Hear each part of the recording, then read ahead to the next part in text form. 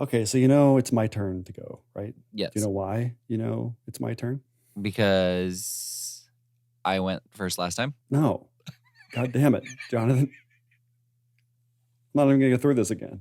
As you know, this is the measure of an episode, where it is our continuing mission to explore what makes Star Trek genuine Star Trek and not just a science fiction documentary. I'm Paul. And I'm Jonathan.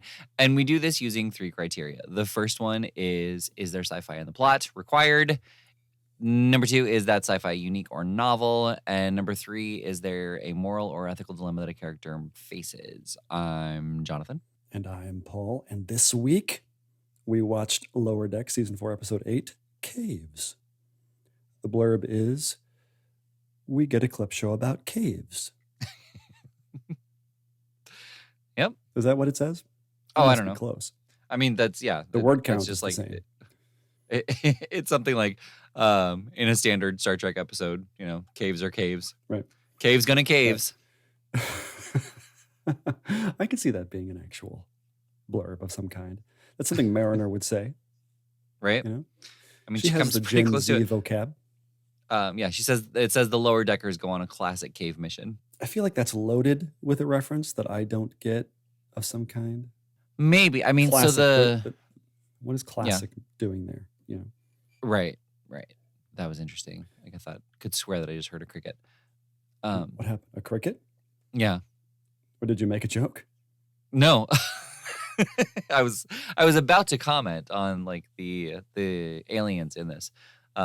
They were originally seen in the animated series, and Levy did comment about those things in no small parts, actually.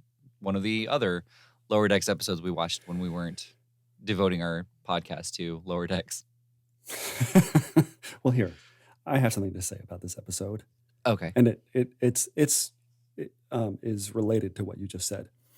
Oh, good. I know this seems like this is like a mundane episode, right? It's like, it's just about caves. In fact, what is this episode doing coming after the Badgie episode? Right. This is very much a bottle episode. Yeah.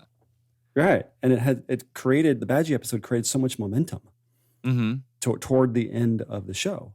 But now there's this episode that is totally a bottle episode, as you said. So it's weird to me that they do that. They do that in Strange New Worlds too. I'm wondering if it's just a random episode generator that they just throw it in. It's like, let's see what we get. But there was so much in this episode worth talking about that. And I understand, like, yes, some things happened in between the characters, which was interesting, but that's not what I care about. No, that's not you. That's not me. I don't give a shit about the characters, but what there I do we go. give a shit about. Yeah.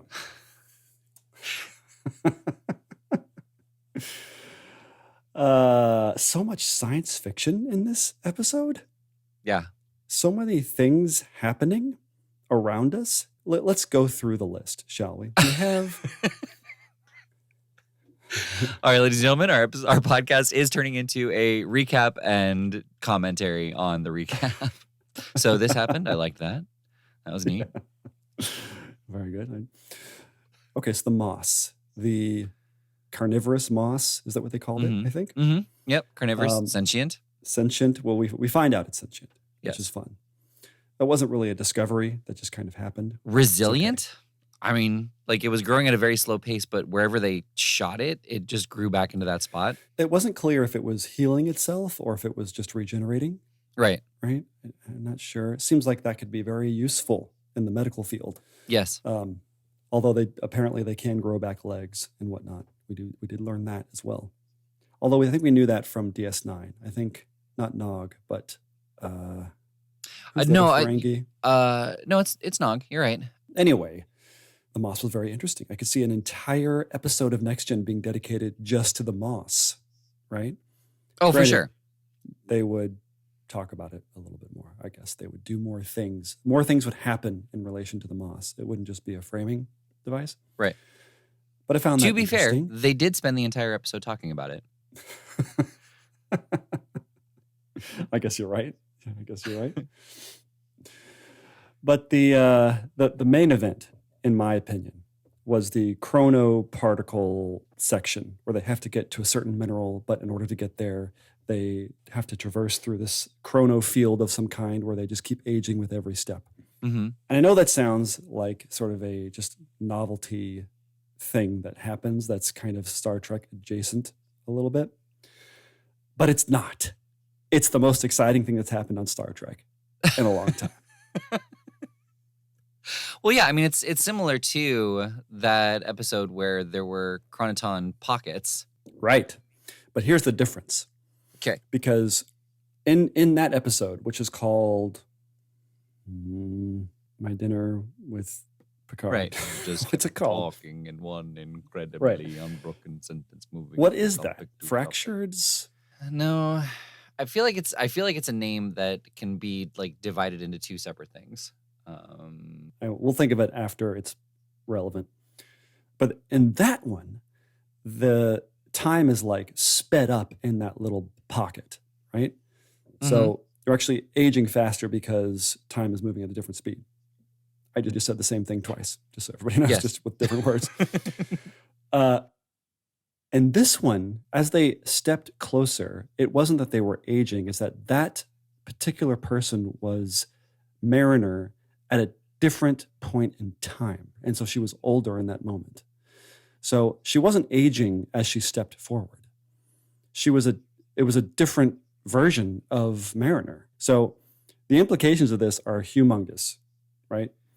Because why are you saying that? Like I thought she was just aging as she was walking. I don't think that's what it was. Timescape. Because when they say timescape, very good. Yep, I thought of it just now. Something they said, I don't remember exactly what they said, made me think that it wasn't like something about the chrono whatever. Like I don't think they ever say that she is getting older, but it's not the same Mariner aging. It's like different versions of her. That's the impression that I got. If that's true, that's amazing. Because think of the implications of this.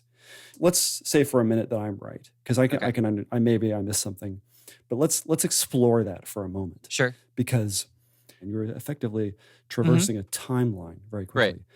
And so where was the younger Mariner as she crossed over that threshold? And that younger Mariner had to survive and had to be somewhere in order for that older Mariner to exist. Right. So where did she go? And theoretically, the younger Mariner might have escaped at a certain point and gone and lived her life and never returned to that cave. So it makes sense that she knew that in order for her to actually survive the mission, she has to return to that cave at a certain point in her life to complete that little section, or she'll never get out alive. So you have Mariner being locked into this destiny of having to return to this cave at different sections of her life. And it could be like within days or hours or months or whatever the thing has to be. She knows she has to go do that. And she kind of just picks up where she left off months ago or years ago or something like that. Right. That's amazing. That's so cool, right? I know that. Yeah. I understand that this was just an idea thrown out into the writer's room. It's like, oh, what if they walk towards it and they get older and older? But the words that they used pointed us in this direction. Because they said chrono particles. Or do you remember what they said? Well, yeah, chronoton particles. Chronoton particles. Yeah. Although there is a bit of a problem because the other guy who found the other stash of minerals was getting younger. And so it breaks apart there because how does the younger guy get there in order to fulfill the mission? You know, if that's truly what has to happen. And also, if you think about, here's the thing with time travel. Here's one of the biggest holes in time travel. Let's take Back to the Future. Have you seen the movie? Like I think once a while ago. Yeah. Stars Leia. Damn it. This would have been Leia a great Brahms? joke. No. What's her name? Who plays the mom? Leah Thompson. Leah Thompson, yeah.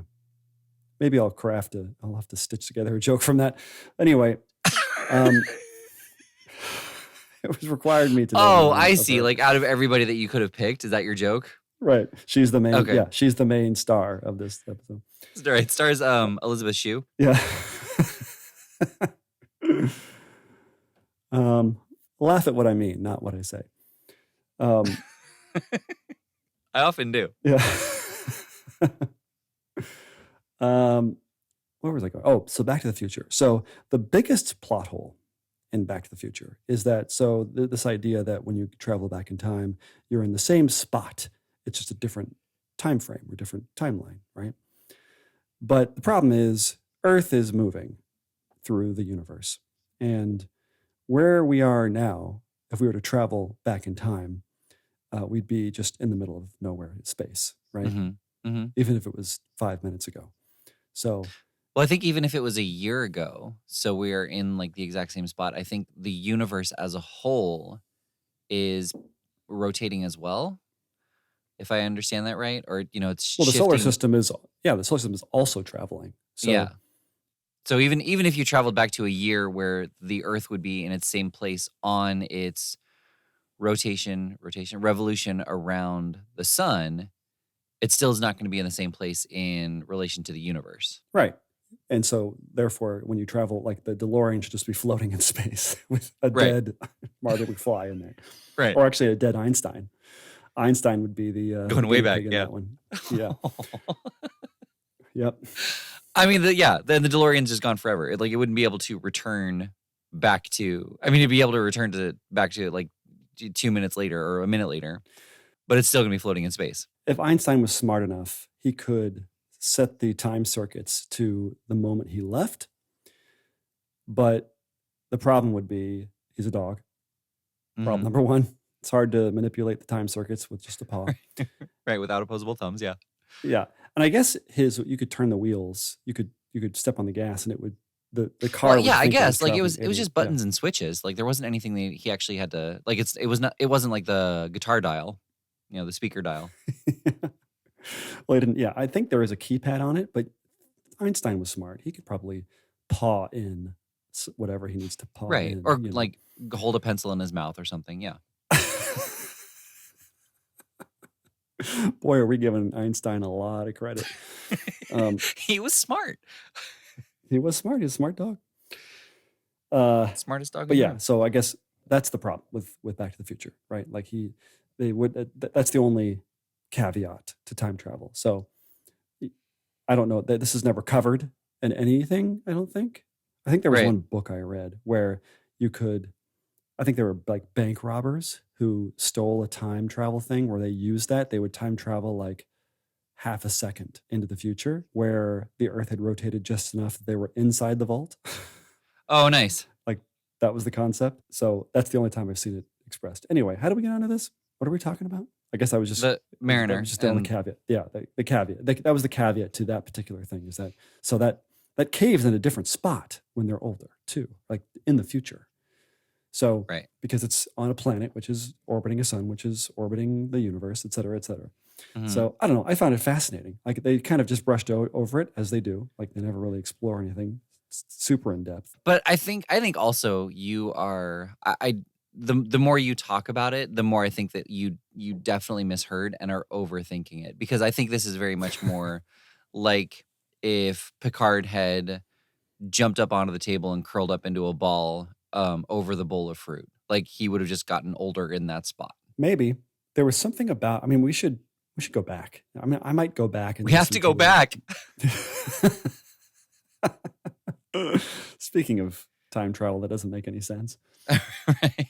That was a big like bomb drop though in Lost. I remember the scene. They were outside. And an airport. Yeah. Jack had a beard. Mm-hmm. And was it Lily? What's her name? Yeah. Yep. Lily. There's another one. Lily? There's another one. I think her name was Lilith. Let's not go there. Yeah, and they're like, we have to go back, Jack. And they're like, oh, this is the future. This isn't the past. Oh my God. Yeah. And then that was terrible. Such a bomb drop, which I think was for season 3. I'm pretty sure it was. Nobody cares. No. Or do they? No. About Lost? I don't know. Are there any Lost podcasts? There was one where they like on the anniversary they were rewatching it and they stopped after the first season. The idea was to do all 5. Somebody told them don't go on. Right? Just stop. Just live with the fantasy that it was an amazing show. Yeah. But yeah, I mean, kind of like how Tendi, her flashback was literally the end of I think the series premiere. Or it's when Tendi is like accepted into Lower Decks, and her flashback like kind of the very first bit of it is from the end of that episode, and then it goes into her flashback where they're stuck on the turbo lift. Right. And I was kind of sad that I haven't seen that episode. And so I knew that it was kind of a neat little peek into something that had happened already, but maybe a different perspective or something like that. I actually don't know. Yeah. Yeah. So, I mean, sad. yeah. So to fill that in for you, like only the first like maybe 10 seconds of that scene was in the actual episode. Got it. Oh, well, maybe we'll go rewatch it and see what I missed.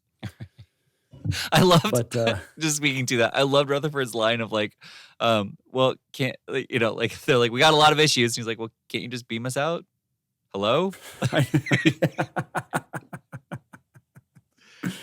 I like how they handled that problem of us in the back of our minds when they're stuck when anybody is stuck in the turbo lift, like, why don't they just beam them out? Mm-hmm. It's like that was handled with them not being answered back, whatever the reason was. Right. Yeah.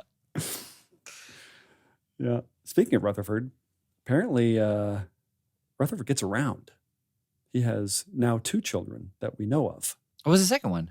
What was the one that wasn't in this episode? Badgie. Right. Yeah. Oh, you're right. Remember last episode? Yeah. That we watched? Yeah. I'm with you now. Right. That was the other Jonathan. I had to save face. Is this a chrono Jonathan from before that past? episode? Yeah. Yeah. Yeah, I wonder what else. I mean, I like that this might be a thing, that Rutherford, the seemingly least likely person to have a bunch of children, right, around the universe, has a bunch of children, and has a bunch of children. I mean, that technically aren't like they are his children in like the literal sense of he created them, but they're not really his children in like you know what I'm trying to say? You know? Yeah, they don't have his DNA. Yeah, exactly. Really. Yeah. Yeah, but he birthed them, right, and he raised them. Yeah, and so it would just be great if like they kept doing that kind of thing, you know.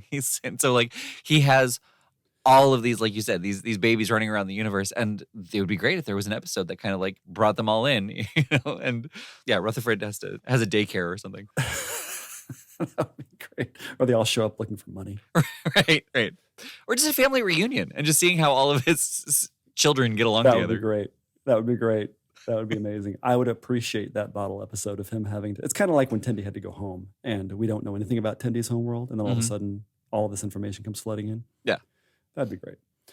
But I want to know, is the baby that person who used dermal contact to impregnate Rutherford? Or is it sort of like the Trill, where it's not exactly the same person? It's like different. It's a version of the same person. Right. How much of the memories are actually still there? Right. And you had the impression that he and the doctor raised this kid for some amount of time.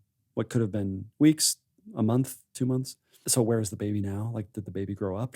Is he still raising it? Like, what about the doctor? They seem to have bonded to it quite a bit. So I don't know, like a little bit of information that we're missing. I know it's just a bit. I get it, but that's the thing about Star Trek is we like detail in our plot lines. So we're going to ask these questions. As long as you keep putting Star Trek on the title, they're relevant questions if you ask me. Well, yeah, like the thing that is so great about Star Trek is that it is just adjacent to genuine science and technology. You know, it kind of just takes a slight fictional leap forward to provide these things. That's why on Next Generation, the you mean like a whatever is so handy because it's plausible. Yeah. It facilitates plausibility in a way that I think magic doesn't. Exactly. Right? Yeah, and just using technobabble to solve it without having A, that scientific root, and B, that person to explain how it's connected, it's just magic. Yeah, you hear that, Voyager? Right. You're listening?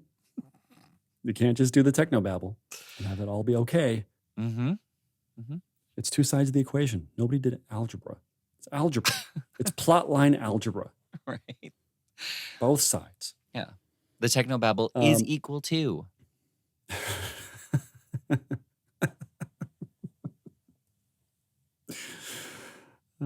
but yeah, that whole thing about the impregnation and like that was just so cool to me. Mhm. I wanted to know more, right? It's Well, like, oh, this is interesting. I feel like that whole clip was great, where like the dermal injection, I guess, or however that Impregnation, yeah, happened. I Yeah. think she said dermal transfer. Okay. And then the developing the translator with his growls. Yeah, And that was so cool. yeah, and the doctor and Rutherford actually like bonding over the baby and over their stress trauma. Yeah. Yeah, and they had have a child, and I don't know. It just asks like you're left wanting to know more, and I feel Mhm. like that's kind of the secret sauce of these types of interesting plot lines. Is like, well, what happened? Like it's just sort of a question mark, kind of lingering in it. I want to know more. Hopefully, they don't just drop it. And knowing Lower Decks, they probably will. You never know what's going to perk its head back up, but Right. Well, yeah, that's the thing about Lower Decks. Like, Next Generation, you knew that if the episode ended on a cliffhanger, unless it said to be continued, that was never coming up again. It's gone. Yep. Fuck that Dyson sphere. Oh, you mean the scary aliens that kidnap people and bring them into their own dimension and experiment on them?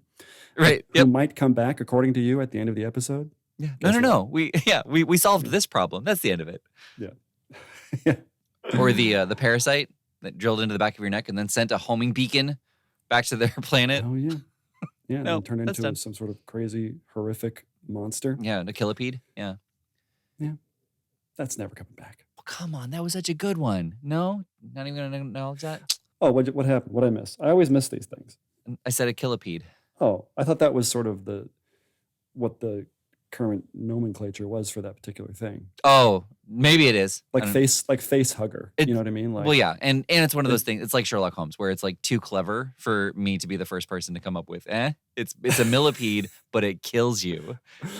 Well, that's the thing. I was like, oh, you know more. I gave you the compliment of you knowing more about Star Trek than I do because I felt like, oh, that's something that people say. That's what they call it on the Instagram. Right. Okay. Well, thanks. So it was a different compliment. Right? Yeah. It's one that I don't have to say. That's how you know it's a good one. It's one that I don't have to know that I'm saying. Right. And you don't have to know that I'm saying it. Yeah, but nobody does. Those are the best.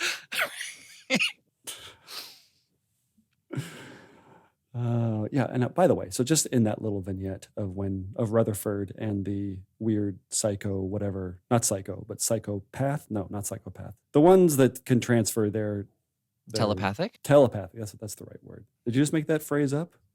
Telepath? I want to make sure. Yeah, I want to make sure that I'm not missing something. Would you go in and stick your hand into some standing water in just an alien cave that you know nothing about? Once I've scanned it with the tricorder, yeah. Oh, did she scan it? I don't know. I don't think she did.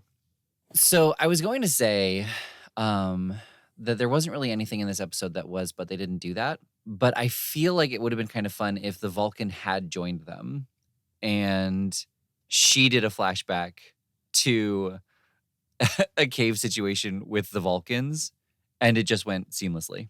Or the Vulcans always fail the morality test. Like they're right, because it's not moral, it's just logical. It's just logical. Right. And so you see I don't know what the consequences were going to be for having failed the test. They were going to be tied to each other and face each other and like have their babies implanted into them, and they would have to watch them burst out of each other's faces. Which leads me to the last thing that was very interesting to me. Okay.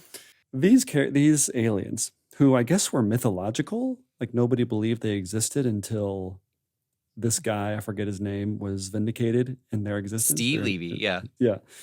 These aliens were effectively testing it, and it wasn't a scientific endeavor. They weren't just gaining information or knowledge. No, right? yeah, they were just testing their morality, yeah. Right. They weren't catching and releasing as they were. They were actually going to punish them. And so this was an alien race who seems to be very advanced. They can obscure themselves in such a way where you don't know that they're there until they wished to reveal themselves. Mm-hmm. And so they're testing the morality. So the only thing that you can think of is like a very religious society, Right. or at least these particular aliens from this society are very religious, and they're wanting to rid the universe of immoral people. Mm-hmm. That's the only scenario I can think of as to why these aliens would go to such trouble to perform these elaborate tests on people.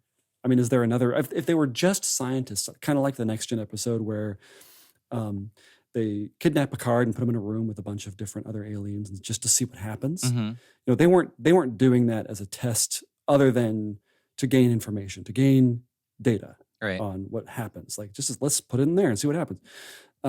So it's different than that. Those aliens were, although amoral, they weren't immoral. Mm-hmm. Like, they weren't testing that.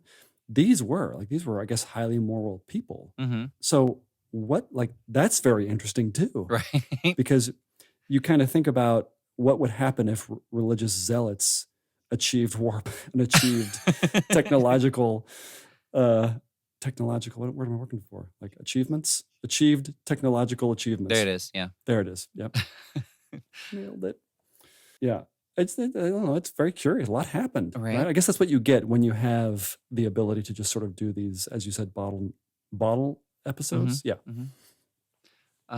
Maybe I'm overthinking it. Well, and I mean, maybe just a little bit, but it is also interesting because it's zealot, but it's zealot about morality. Like, they're not religious zealots. Like, they're not wanting everyone to. They don't believe that they have the right higher power and everybody else needs to be destroyed. Like, they're only choosing to let the most moral people go. But even there, it's not the most moral. Like, Boimler and Levy showed that they could be moral, and they were like, "Oh, okay, then you can go." That test implies there's a right and wrong answer, and that right and wrong answer is what the aliens feel is moral. Right, which is subjective. It's totally subjective, Right. Which to me just kind of screams religious, right? That's fair. There's Yeah. If this was a scientific test, it would be like, okay, let's figure out what morality is to these people Nice. and apply their own morality to them and see how they shake out. Right. And not you're failing our morality test. Right. Right. Maybe that's what they were doing. We just didn't get that part of maybe. test. But why? But they're obviously doing this in multiple places at multiple times. Mm-hmm. So why? What is the... Well, yes and no, because the people who voiced those aliens were the ones who... Like, the ones who voiced the flashback are the ones who voiced these, which means that either they have matching voices or it was the same aliens. I would like to believe that they're the same aliens, and maybe these are just the zealots trying to convert the entire universe to their religion. And also procreate, because it's a win-win for them. If they fail the test, they get people to implant their children in. Mm-hmm. Yeah. But I don't know, that was interesting too. I would like to see more of them. Like, everything in this episode, I want to see more of. Yeah. I agree. Yeah. Although, is there a moral, other than the morality test, is there a moral dilemma in the episode? Yeah, but again, I mean, that wasn't really anything that anybody struggled with. It's kind of like Geordi's issue, where he was on the wrong side of morality, but he was committed to it. Like, he didn't struggle with that at all. Yeah. Right. It wasn't a dilemma. Yeah. Yeah. I mean, maybe... I guess the aliens, the fact that they changed their mind, that means they did struggle with the choice. I guess the dilemma of, are these morality tests good or bad? Yeah, but that's on the audience. That's not on any characters. Yeah, that's true. But I would say, since they changed their mind about Boimler and Levy, they like... The test itself is not the dilemma. The fact that they changed their mind about them is the dilemma. They actually did deliberate about whether or not they were moral. Right, which I got the impression that doesn't happen, has never happened, or doesn't happen that often. Yeah, that was definitely the impression that I got too. Yeah. So there, bang, bang, boom. Yeah. So, yes. So yes, and yes. Okay. I loved it. I loved caves. And you thought it was going to be this boring episode that stopped the momentum to the build up to the end of the season, which it did. Right. We were both right. We've all grown. Yeah, we were both